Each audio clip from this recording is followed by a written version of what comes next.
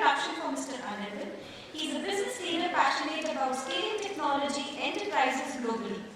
He has nearly 2 decades of expertise in leading sales, marketing, and strategy functions across industries. He was part of founding Team Mettl, one of the largest standard assessment organizations today, and currently serves as its Global Chief Revenue Officer post its acquisition by Mercer. Please welcome him with a huge round of applause.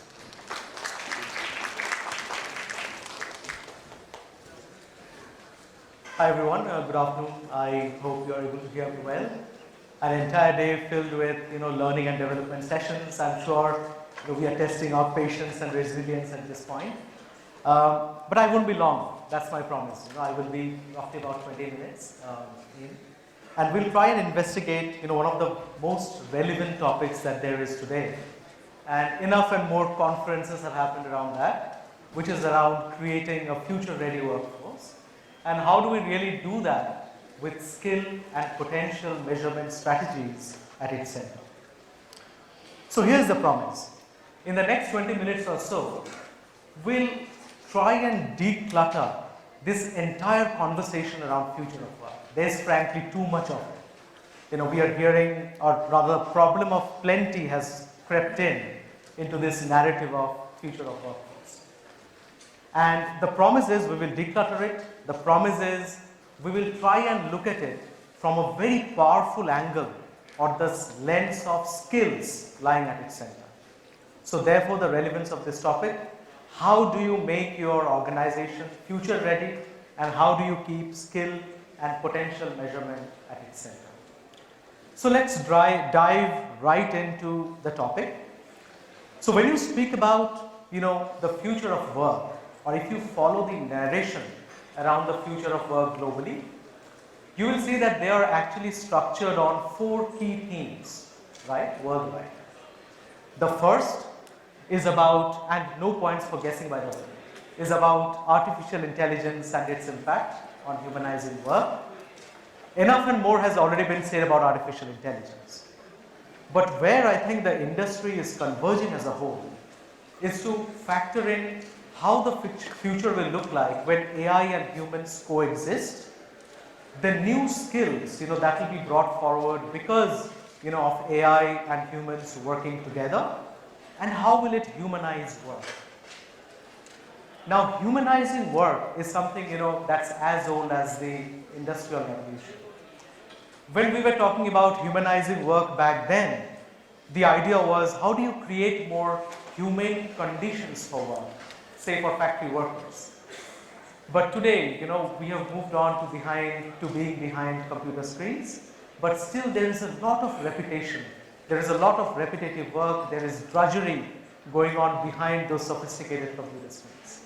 And the idea is how artificial intelligence, or rather the cognitive automation, intelligent automation can help reduce some of that.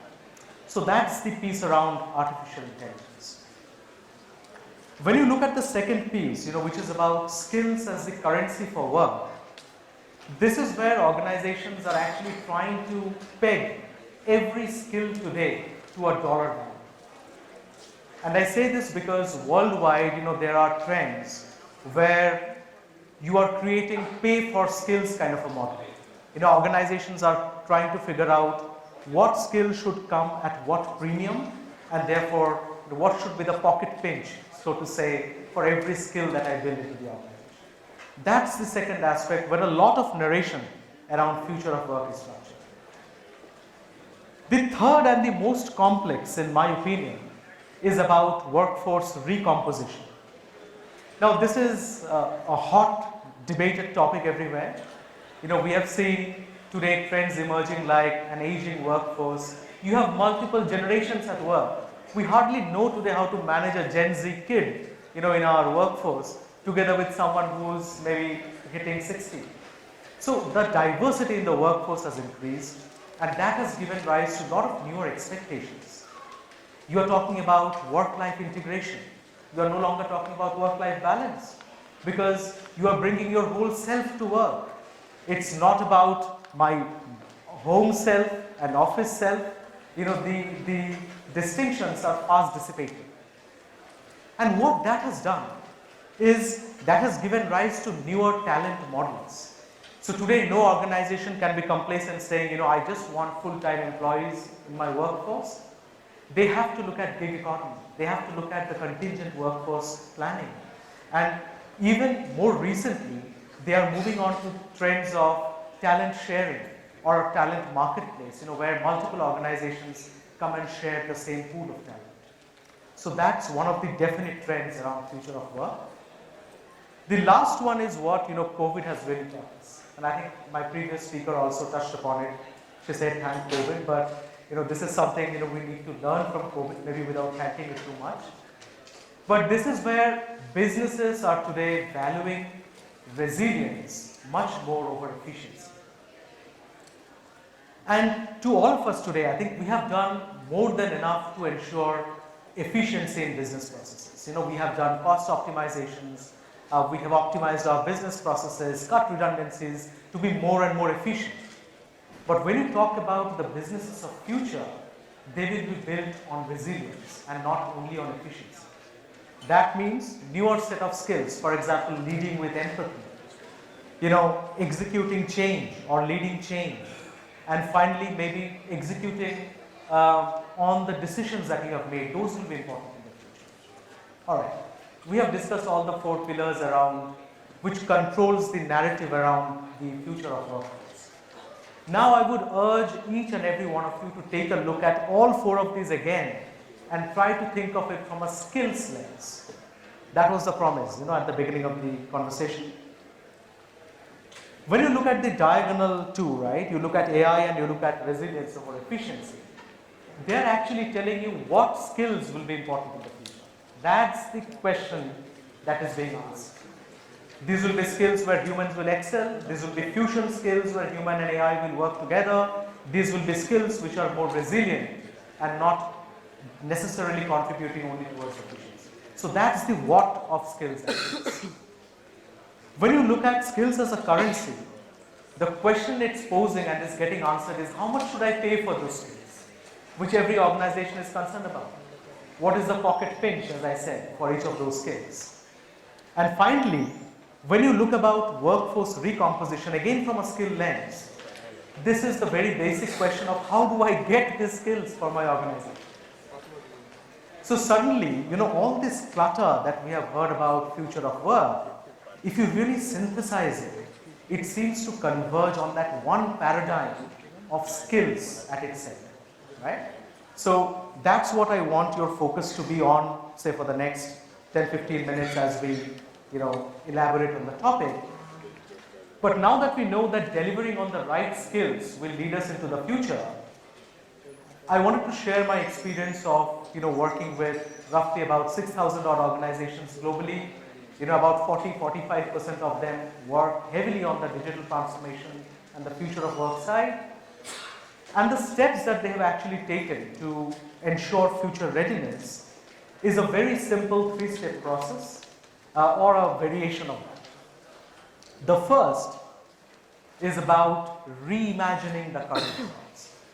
I think all of us are doing that to a certain extent. The jobs of today will not die down. They will re-emerge or rather transform to a different job in the future when there are multiple elements like AI, algorithms, humans all working together to deliver greater value. So the first step is about how do you reimagine the jobs of today? How do you calculate that transformation happening in the future? The second, of course, is trying and breaking down those jobs of the future into its constituent set of skills. That's a very important step. And this is where I have a lot to ask from you, my friends. The job descriptions today has to improve what we have. Every JD that we write today seems to ask for every other skill that's available under the sun. We need to be better at writing those job descriptions, if at all. But the idea is, how do you reconstruct the jobs of the future into the skills that will help you perform better on those jobs? And finally, it's about building those skills from within.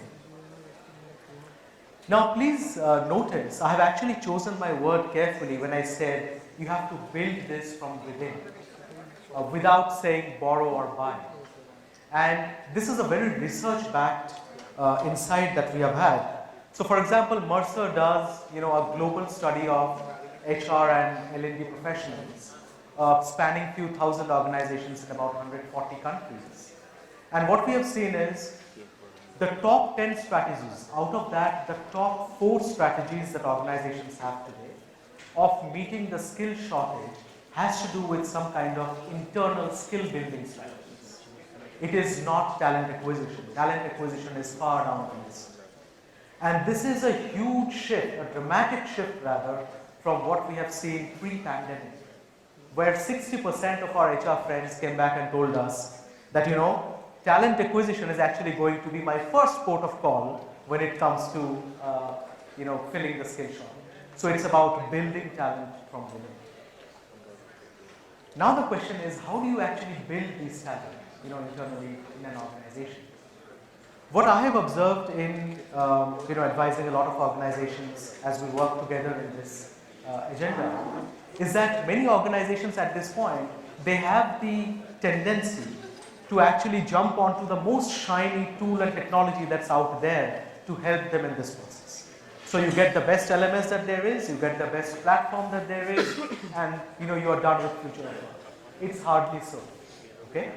So I think when you get down to looking at how do you build skills from within the organization, it typically hinges on 3 strong pillars. One, which you have already figured out, that what skills are going to be important for you to succeed. Once you have done that, you need to establish a quantitative measurement and a benchmark of where your workforce lies with respect to these skills. And that's where things like a skill gap measurement or a skill gap analysis, measuring and benchmarking skills become so important. The second pillar is you need to reassess the potential of your workforce to figure out, do they have it in them to get to the skill categories that you really want them to be at. And this is where you look at initiatives like high potential identification, plotting skill proximities, looking at learning pathways and automating, say, an individual development plan for employees. But this is figuring out that do you have the potential to get to the right skill categories. And the final aspect is around how quickly can you get this done, right? So we always talk about more alignment between HR and business, and I believe this is one of the best ways to get that alignment driven, because businesses want skills delivered as of yesterday, right?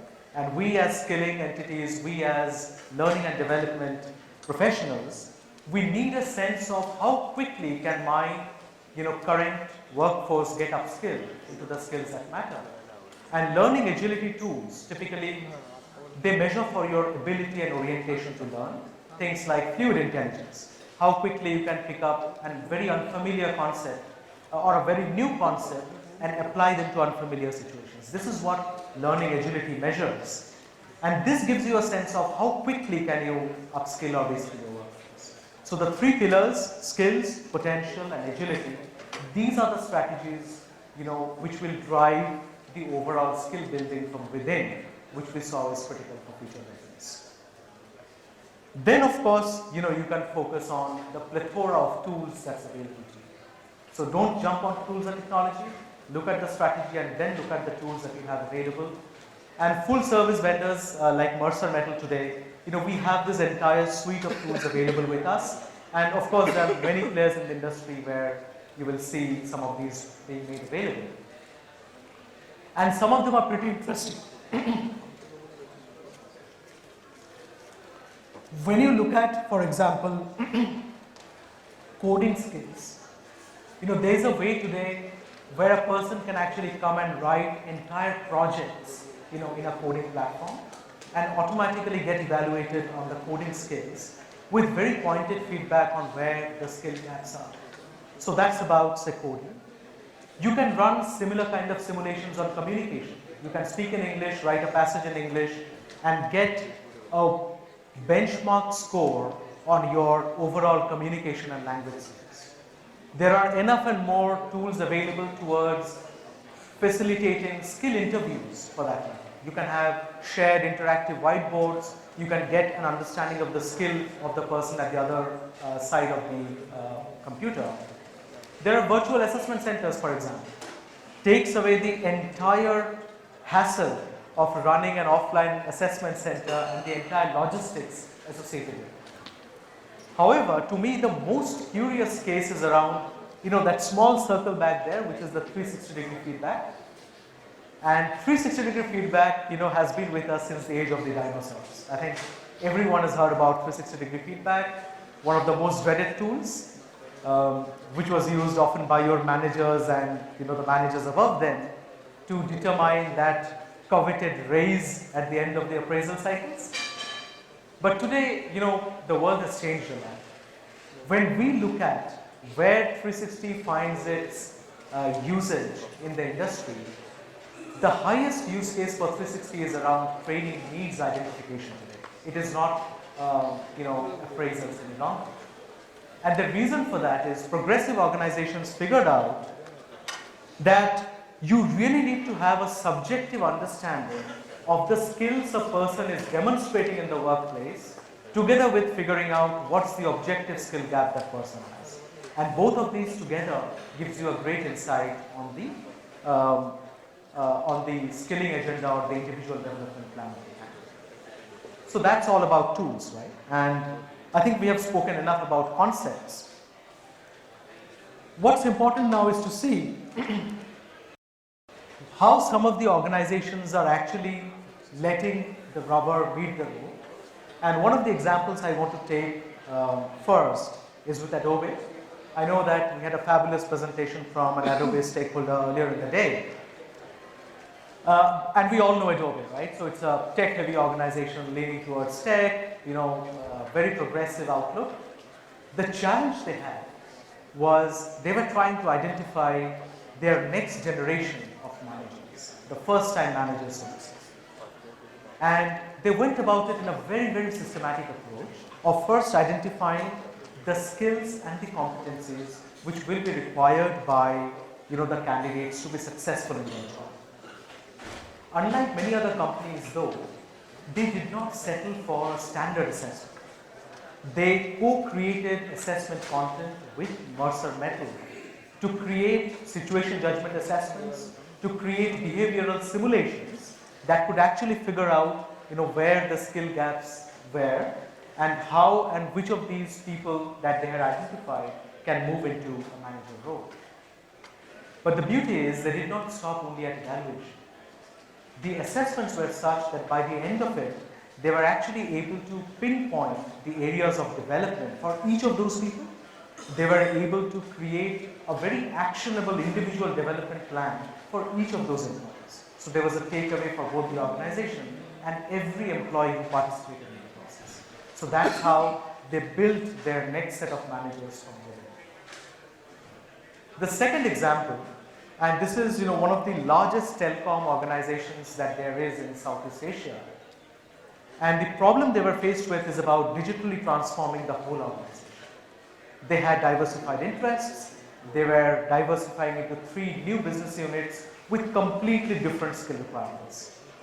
And this digital transformation actually gave rise to about 75 new job roles or new age skills for which they had to create capability.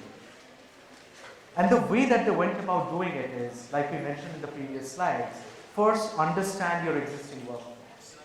So getting a digital readiness assessment done, for their existing employees to understand the potential of upskilling, together with a learning agility to figure out how quickly can you get there, because they were racing against time, when it came to business and competition. So that really helped them to identify what percentage of their people could actually be upskilled and reskilled. And finally, that was an input to their talent acquisition plan, because whatever could not be found inside had to be looked out externally. So this is how the strategies actually came together to build the talent from within and looking at future of work from skills landscape. Now, to help organizations like Adobe and Telecom and almost 6,000 others that we work with, Mercer Mettl does a state of learning and development survey every year. The 2022 report is just out. And these are just some stats for you to peruse. The report typically captures, what's been the impact of COVID, what skills are in the forefront, what's the tech adoption like, together with a lot of learning and development best practices, which are encapsulated in it. If you really want the entire version, we have our very enthusiastic guys, in our booth in Mercer Mettl outside. You can please visit and get a full report, which will serve as a good input to creating your learning and development strategies. So let's sum it up from here. Oh, so I hear the bell as well. Looks like we're on time. So I'm just summing it up from here. And this is where, I am reminded of one of those overused, hackneyed quotes which all of us have heard in some context or the other. And that is, the best way to predict the future is to, so you all know it, is to create. Fantastic. So I think we have, at the start of the talk, we have talked about looking at this entire space of workforce of future. We'll try to declutter this entire thought around future of work, and we will try to leave you with a framework which will help you create that future for yourselves. So taking a cue from the quote that the best way of predicting the future is to actually create it, I leave here today with you, this simple framework that we have discussed around reimagining, deconstructing, and building for the right skills so that you can all walk boldly into the future. Thank you.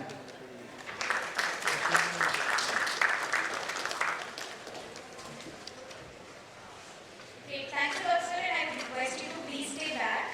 I would like to invite on stage Mr. Kedar to